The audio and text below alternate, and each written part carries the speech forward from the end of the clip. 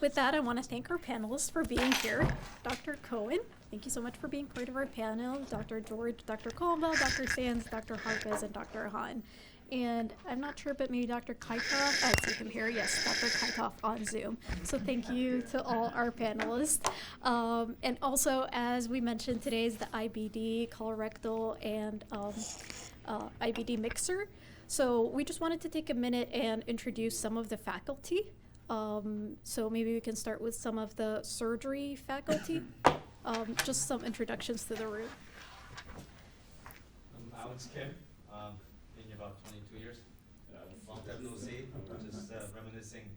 I think I was here when Tom Allman was here. Dr. Wade. I see Dr. David Sacker there. Good to see you. Yeah, it's been a while, but now I spend most of my time downtown. And I have a partner, Alex Bolanov, so going by to say hi. Should have done this a long time ago, but hopefully it's not too late. Good to see you all. Alex, I'm back. Oh, there's Tom. Oh, hey. Hi, Tom.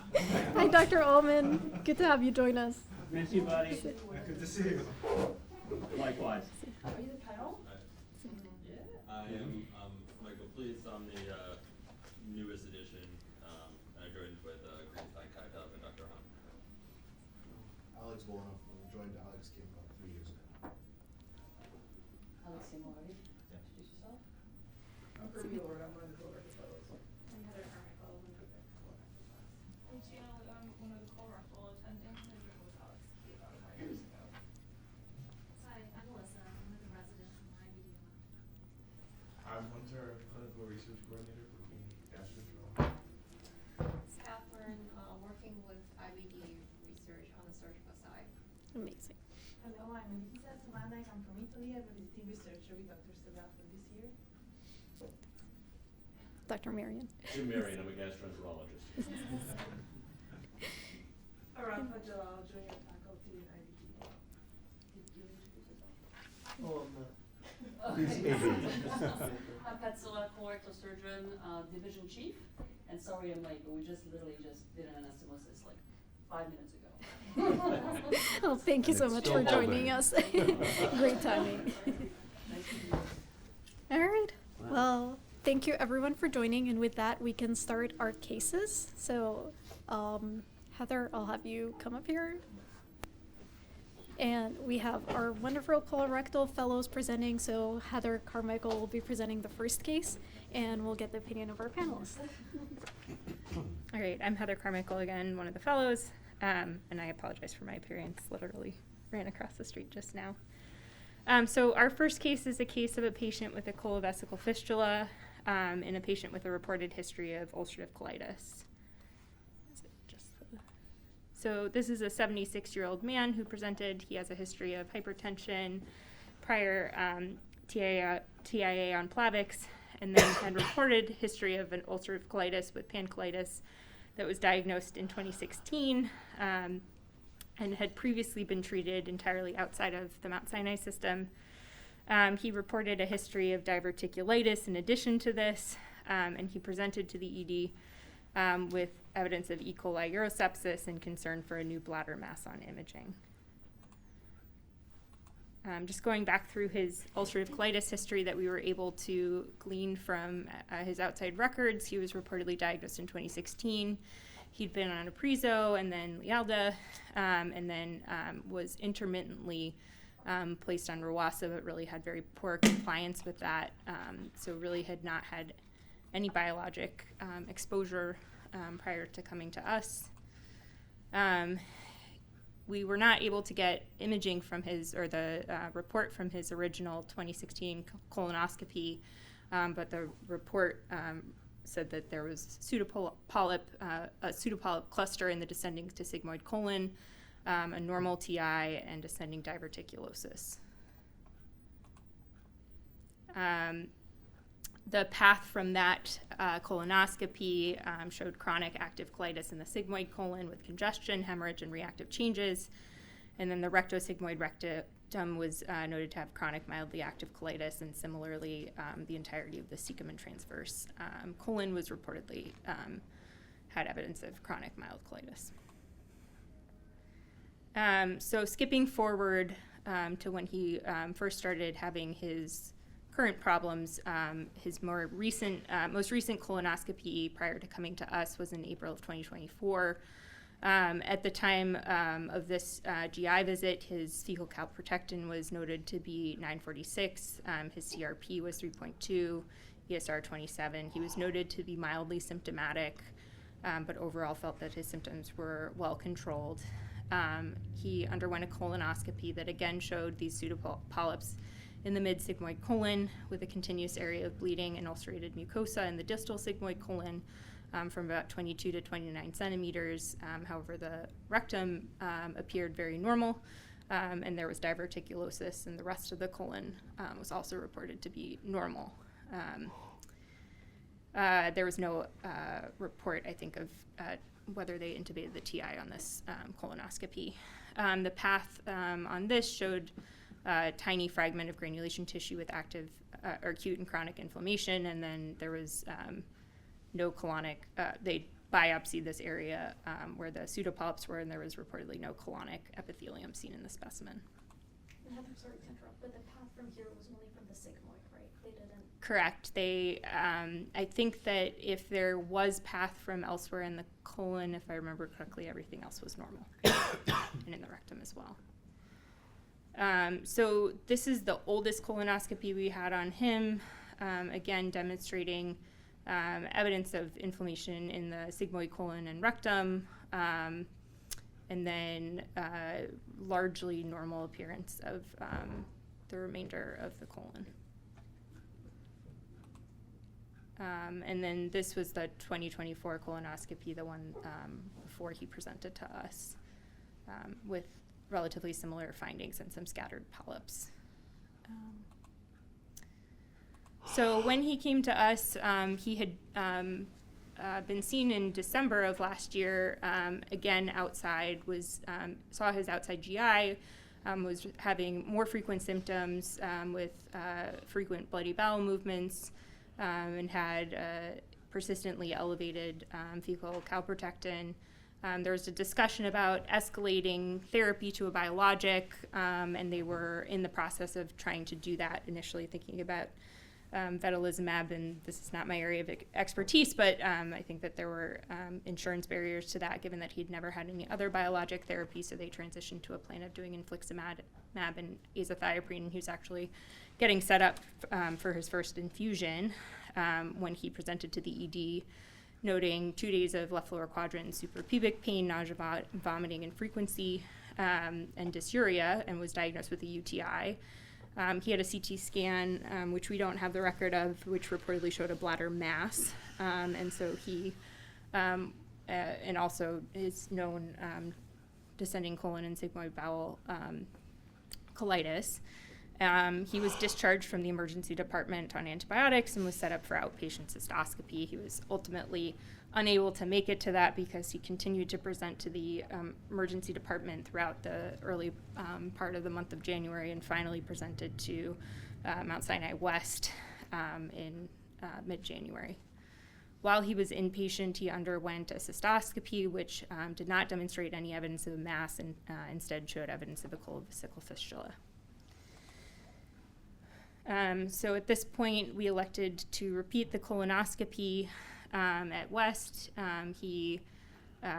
This again demonstrated this area of ulcerated and congested mucosa from 10 to 30 centimeters. And then there was an area of stenosis at the rectosigmoid colon that was able to be traversed. And path, which I think we have.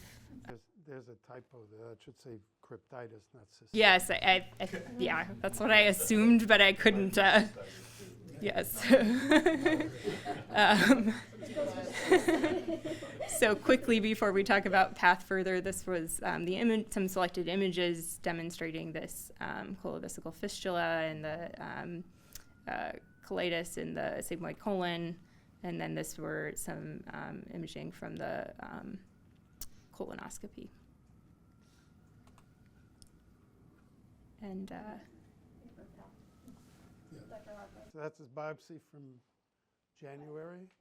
Sort of a typical picture of IBD. Crypts are in kind of disarray. They're not parallel. They vary in size and shape.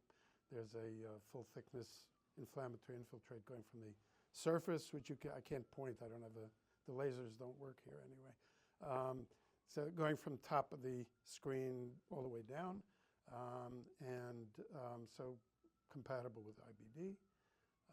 And if we go to the next, right, so there was no, just go to what happened to these? Oh, okay. No, I mean, it looked like UC or more like Crohn's disease at that point? We were, we were trying to answer that question. And differential includes SCAD as well, which looks identical.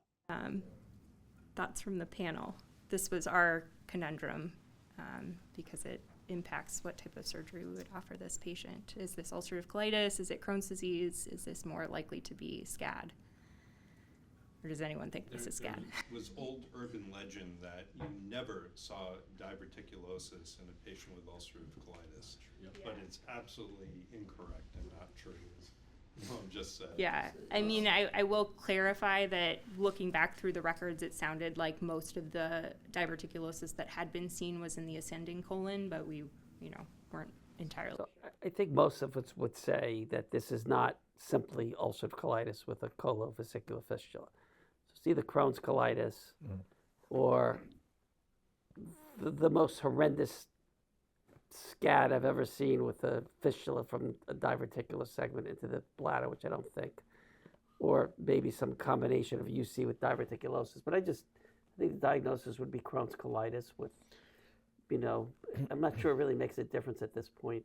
Have you seen SCAD, any of you, fistulas penetrate into the bladder? Yeah, I mean, I wouldn't call it SCAD. I would call it diverticulitis with UC. I think that was the other question in our mind, was this a diverticular segment that fistulized the bladder. So I would call it Crohn's disease most likely than anything else. I think Peter has a question. Peter? No, you already covered it. I mean, it looks like segmental colitis from diverticulitis. I mean, that's what it looks like. I mean, the discussion you're about to have is what do you do with it surgically? Yeah, I mean, I think that was our question was, is this ulcerative colitis with well-controlled disease and diverticulitis that's developed on top of that, or? I think the endoscopic appearance to me doesn't look like segmental colitis with diverticulitis. A very interesting point is that these pseudopolyps, because this is what I'm calling the correlate sign, because Burt published that several years ago, that when you find that, you're, in just at the sigmoid part, it's always red flag for a fistula. Yeah, that's true. And actually, he published that in the context of ileo. That's iliosigmoid fistula, not typically colovesicular. No, that's but I think, this is something. Cluster yes. But pseudopolyps. Yes. But this, no, this is clear if this was a cluster or if this was segmental pseudopolyps. But in the original description, it was mentioned cluster, right? This is more than just a cluster. This looks like a whole segment. I think the first picture looked more like what you were talking about when you see an iliosigmoid fistula. Yeah. But I think this is more Crohn's colitis-esque. Yeah, but whatever. I think I understand. And I agree. This I have never seen this kind of endoscopic lesion with diverticulitis. Right, with SCAD, right. I think this is not. I think that you like that bottom picture on the right. There's like what you might see in if it was just isolated. These are not innocent bystander fistula pseudopolyps. That's really what Burt described. Yeah. We do see. Dr. Pleats, do you have a question? This is my case. I'm not going to give away the story, but yeah, the whole backstory is this patient came from Elmhurst, and the story was they had UC and diverticulitis, but we kind of saw this picture and we're like, we think this is Crohn's colitis, and we got a repeat colonoscopy and stuff ROS. They did only biopsy one spot, which kind of made it a little bit difficult to kind of tell too much. But we ended up having the patient, we'll see over here, get transferred over here for all the further care before the surgery. But it was trying to kind of figure out all the records from Elmhurst of what actually we knew about the patient. And then we just redid a lot of the work up here before we did the surgery. But the patient had pancolonic inflammation, the biopsies. Reportedly, but we don't have any, other than the report of the path, we don't have any of that. Well, unless they so took that them in was completely the wrong places and was labeled weird, it, yeah. they showed mild chronic active Yeah, no, I colitis throughout the completely entire agree. colon. Imagine this guy didn't develop urosepsis. And let's imagine he has Crohn's colitis with a sigmoid. imagine that. Right. What do you think about the use of combination therapy? Do you think, how likely do you think colovesicular fistula is going to Respond to respond? Not very well. So in the Accent 2 studies, there were a number of patients who had, obviously most of the patients had perianal fistulas. Right. There were handfuls of patients who had enterocutaneous fistulas in other locations, and there were rectovaginal fistulas, the latter of which were the hardest to close. There were no vesicular fistulas in that study because those are internal fistulas, no way to evaluate the outcome. But just all you can find are sort of case series in the literature, and everything suggests that those are extremely hard to treat medically. I think I'm always concerned when the bladder is involved because of the risk of infection and then kidney and so on. This is a recurrent this urosepsis is if there's this is a bad UPJ part, reflux. No, I agree. Because when they were contemplating giving him azathioprine and infliximab, I was. Yeah, and that was was described before the noting before of the the fistulization. Yeah, was actually Okay. documented. I mean, it probably wasn't before the fistulization happened, Before but it it was was certainly found. before it was documented. And the rectum was involved on the biopsy? Reportedly, no. So, we don't have any. The original pathology had The rectum original listed pathology as- was reportedly, but then in April it was not. So there was no. I believe it was biopsied, and there was no. 2016 it was already there. But I think the other thing is, again, even with segmental Crohn's colitis, you don't see a fistula like this. The issue is going back to those pictures they had before, that dense pseudopolyp area. A lot of these patients, when you have that amount of damage, usually you can look proximal to it and you get a lot of dilation of the bowel. Right? There's a real functional consequence there. So I think that probably what happened in this patient was poorly controlled disease in that damaged area, and then you have that fistulization. Otherwise, you could also even invoke that there's other things, because that's just not something I think you would just see in the absence of a real obstruction there. This is very uncommon. Yeah. Very, very uncommon. I think there was a comment from David. David? I was just going to comment that a curious feature of Crohn's disease fistulae into the bladder is that they almost never result in chronic ascending renal infection or chronic pyelonephritis. The other observation is that small ileovesical fistulae and even small colovesical fistulae occasionally respond short-term to medical therapy. But over 40 years of literature on the subject shows that it almost invariably requires surgery. And that brings us to the current question: what's the right operation? So this is a question for the surgeon. Yeah, this is the questions for the surgeons. So I know Dr. Hahn's here, but then we. So I mean, it depends on how the health of the bowel above and below is, but my intuition is to do the segmental, since the rest of it looks otherwise fairly mild. Take down the fistula, because obviously that will preclude any kind of real biologic to be started, given that the patient does have disease of the whole colon. So that's what I would say.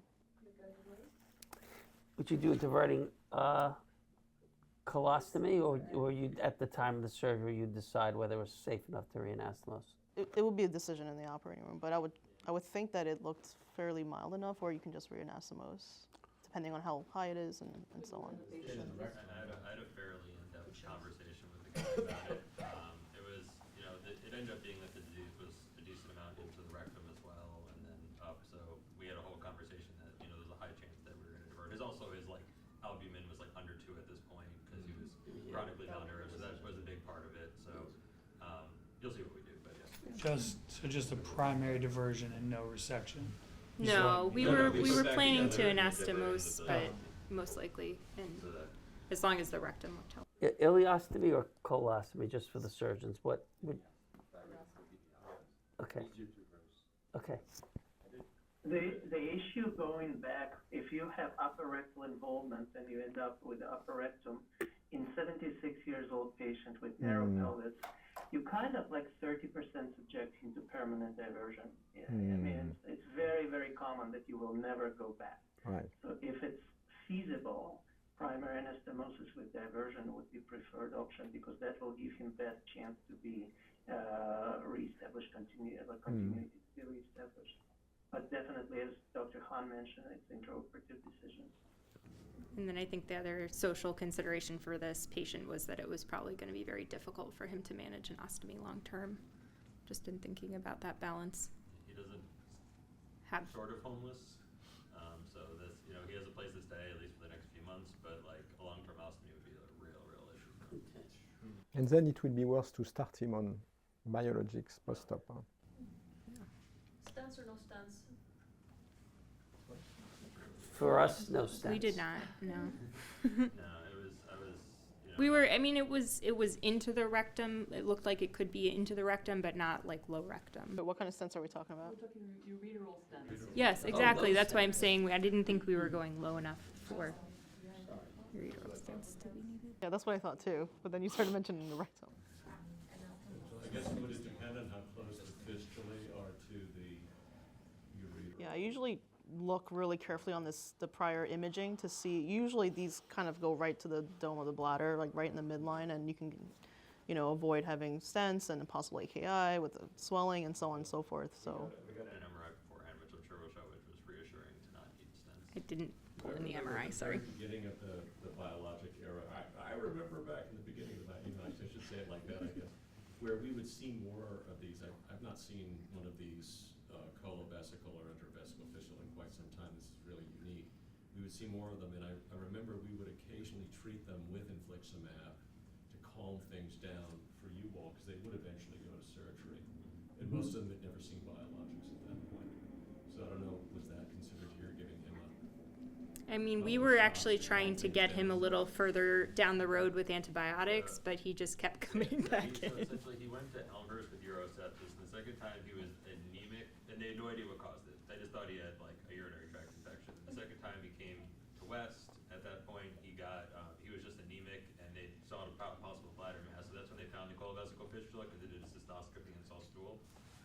But he was actually completely otherwise stable and stuff at that point. So we tried to see if we can cool him down with antibiotics, get him out of this period, try to get his health up for a couple weeks. But he would be sent home with antibiotics, and then his culture, as soon as he went home, would show that he was growing a very, very resistant organism, which immediately brought him back with urosepsis. So he was just not, and he basically needed to be on, essentially I think it was like daptomycin was the only thing it ended up being, like, it was the only thing it wasn't resistant to for VRE, so he basically was like, he needed the surgery. He just, There was no abscess balled up into that whole complex? We'll there get- was. yeah. There was. So I'm being told I have to move a little quickly. So I have a comment about the stent question here. So I try not to use stents. I use staining instead. So if you use ICG for robotic cases, and I think lab you can use also ICG too. So if you do some staining, it's really fun and easy to locate the fistula. Because with the Firefly mode, you know, so you can easily find it, especially if you use a little bit more dose on the ICG on the stent. Not stenting, but staining. Yeah, I usually stain if I do Right, and it comes into the bladder and it leaks into the fistula to the small bowel, so you can easily visualize it, which is a good trick to locate it pretty quickly. Because with a whole lot of bowel stuff there, sometimes it's kind of tricky to find the actual fistula site.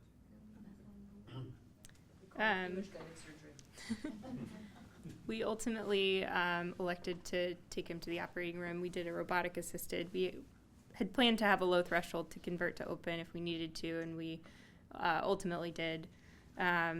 Takedown of a colovesical fistula. We washed out a large abscess, performed a partial colectomy, and repaired there was actually, I'll show some pictures, but the appendix and the a loop of terminal ileum that looked healthy from a disease standpoint, but was an innocent bystander, were both pulled into the.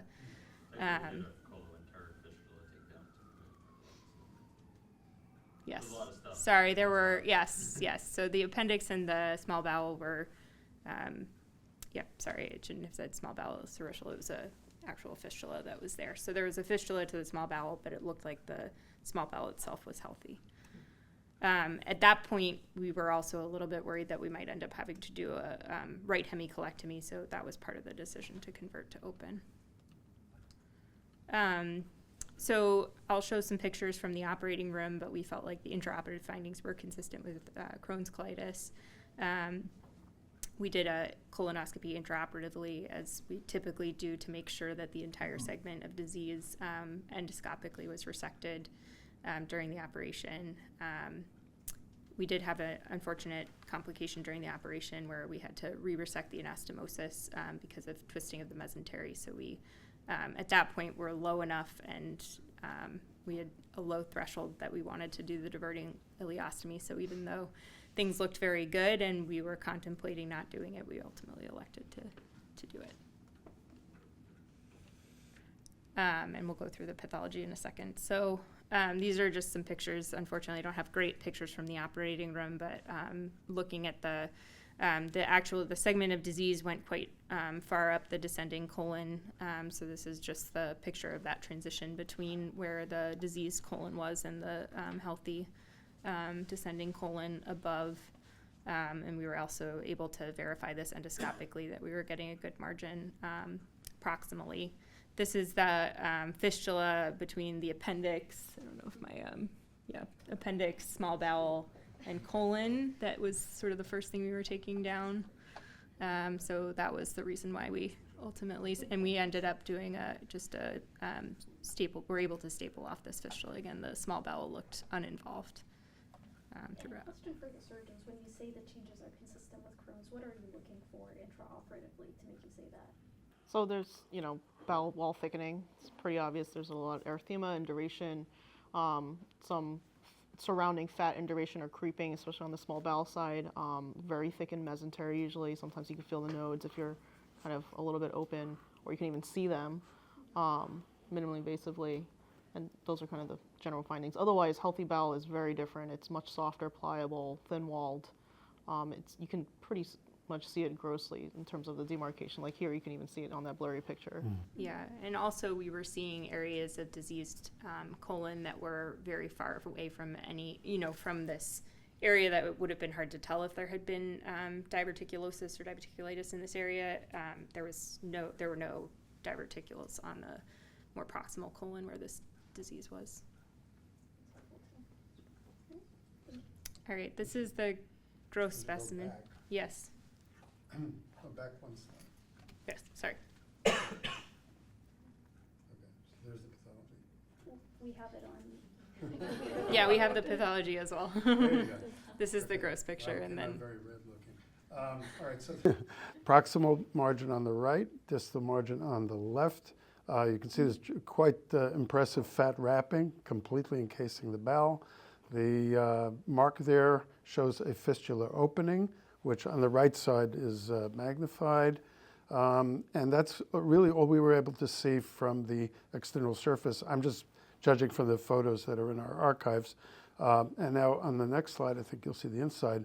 Now this is very dramatic because a third of the mucosa is completely denuded, ulcerated, and you have scattered very long filiform inflammatory polyps in the midfield and then down towards the distal end. So there are actually a lot more fistula openings from this side than from the outside. So the one that corresponded to the serosal fistula is shown over here, but just down below, sort of where the arrows, but that right there, okay, there are multiple fistular openings, and I don't know which one went to the bladder, but if you look at the next slide, you'll see a whole mount. Okay, so actually the bowel is going from 12 o'clock to about 8 o'clock. All right, and all the rest of what you're seeing here is the mesenteric fat with bands of fibrous tissue and multiple fistulae. So the red box on the left corresponds to the ulcerated, completely ulcerated mucosa, nothing left. The green box over there corresponds to one of the fistula tracts. And then the blue box corresponds to fistula with fibrous bands. So, where they end up, I couldn't tell, but you could see a lot of fistulae. Is there any characteristic of Crohn's disease? Well, it's a lot more like Crohn's disease than ulcerative colitis, I'll tell you that. And we didn't see diverticula here. So, it really does look like Crohn's disease.